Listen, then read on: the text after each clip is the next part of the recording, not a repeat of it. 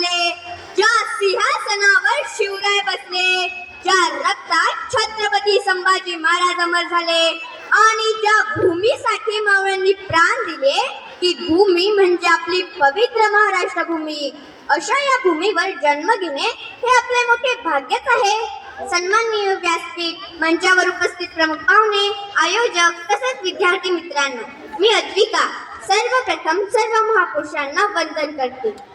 छत्रपती शिवाजी महाराज हे युग पुरुष होते.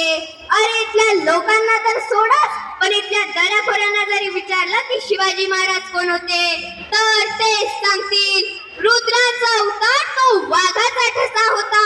रुद्रांचा अवतार तो वाघाचा ठसा होता. विचारा त्या सह्याद्रीला, विचारा त्या सह्याद्रीला आणि विचारा त्या सागरी लहरींना, अरे माझा शिवबा कसा होता, अरे माझा शिवबा कसा होता. आई जिजाऊच्या पोटी जन्माला एक तेजस्वी तारा, आई जिजाऊच्या पोटी जन्माला एक तेजस्वी तारा, अवघ्या महाराष्ट्राचा प्यारा असा होता माझा राजा, असा होता माझा राजा. छत्रपती शिवाजी महाराजांनी स्वराज्य उभारताना फक्त तलवार उचलली नाही, तर सामान्य माणसाला माणूस म्हणून जगवण्याचा अधिकार दिला. त्यांची युद्धनीती, गनिमी कावा, आर मार, किल्ल्यांची साखळी हे सगळं स्वराज्य टिकवण्यासाठीच होतं.